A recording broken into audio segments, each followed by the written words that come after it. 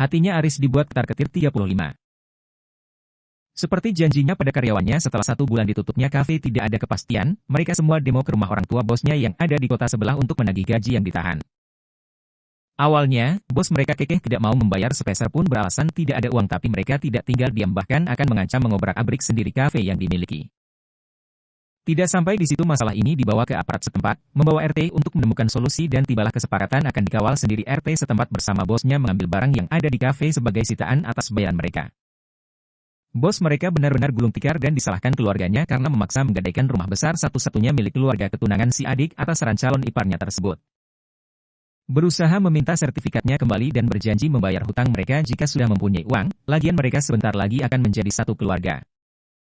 Namun, si punya uang sama sekali tidak mudah dibodohi. Seperti kesepakatan bersama di atas kertas putih, jika tidak ada uang tidak akan ada sertifikat.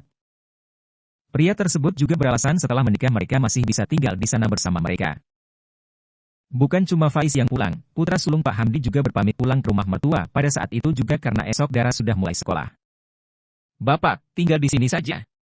Anak-anak semua sudah pergi, rumah terasa lodang dan sepi, iya kan ya? Masa Bapak besok juga mau pulang?" "Lah terus mau bagaimana, 2 hari lagi ibumu pulang ke rumah. Kasihan Bapak tidak ada, ibumu nyariin. Aung juga rumahnya dekat, kayak di mana saja. Jalan kaki saja sudah sampai. Kamu saja sehari menengok Bapak bisa sampai 10 kali. Rumah cuma jarak kebun saja kok ya sampai menangis segala." "Oh iya ya," Bu Fani terpingkal dalam tangisnya, "ditinggal semua anak beliau berasa galau berlebihan. Kamu itu, cuma ditinggal anak sebentar saja baru teringat Bapak." Hamdi masuk rumah sakit lupa kalau masih punya orang tua sampai menyuruh Aris menyusul Tole ke toko. Padahal adikmu sama Mbak Yumulo ada di rumah. Bapak juga masih kuat bawa anak Bapak ke rumah sakit. Bu Fani tidak hentinya tertawa geli mengingat kejadian yang lalu, benar-benar bisanya beliau blank begitu parah. Lawong ya ibunya Salsa, olah Pak Hamdi ikut menertawakan istrinya, "Tuh kan Pak, sama kalau Mayun. Aris cuma menginap semalam di rumah ayahnya, ia harus mengajak kembali istri pulang ke rumah mertua." Sesampainya di rumah mertua lagi, saat gadis tersebut membersihkan dan menata ulang kamar, Aris mengajak duduk di kasur.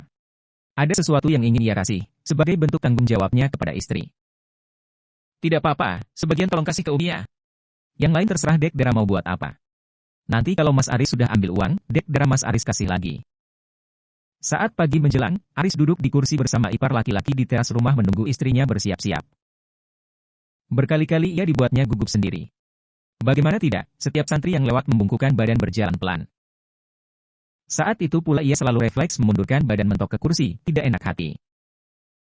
Dia bukan siapa-siapa tiba-tiba diperlakukan spesial seperti itu oleh banyak orang. Tidak seperti iparnya dulu saat pertama kali menginjakkan kaki di sini, tidak terlalu salah tingkah, cuma belum terbiasa, beda cara menghormati. Dilihat dari asal-usulnya, dia sudah termasuk orang yang disegani. Seorang pengawal pribadi putri tempatnya bekerja, yang tak lain sepupunya sendiri.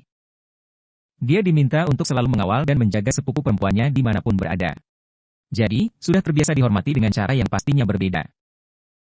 "Berangkat sekarang?" tanya Aris kemudian. Dara mengangguk, Aris yang mendengar iparnya menyapa seseorang langsung menoleh dan ternyata. "Oh jadi gini, geli-geli gimana? Baru sadar Aris, menikahi anak sekolah?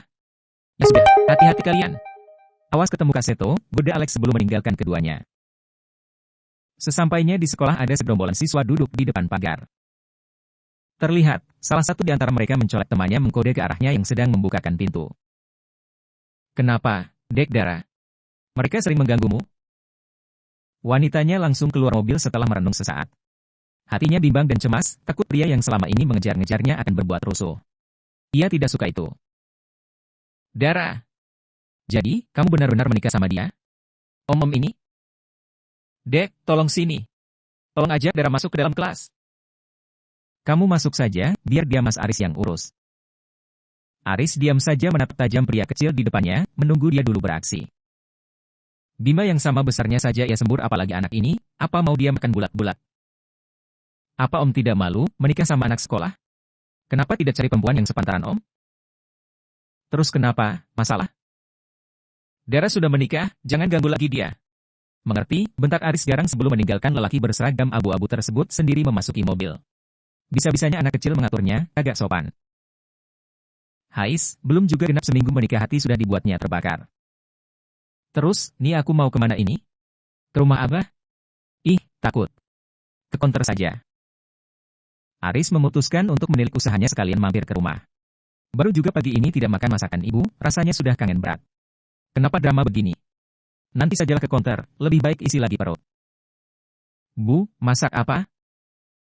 Loh, Riz, kamu ini bikin kaget ibu saja.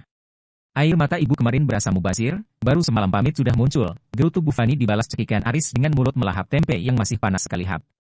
Masak ya ibunya menangis? Bukankah biasanya juga cuma berdua saat dulu adiknya menghilang karena ia harus menemani orang tuanya yang lain? Itu ibu Mecel tadi, sana makan. Ibu mau belanja dulu. Bu, bakwan sayur sama tahu isi. Iya,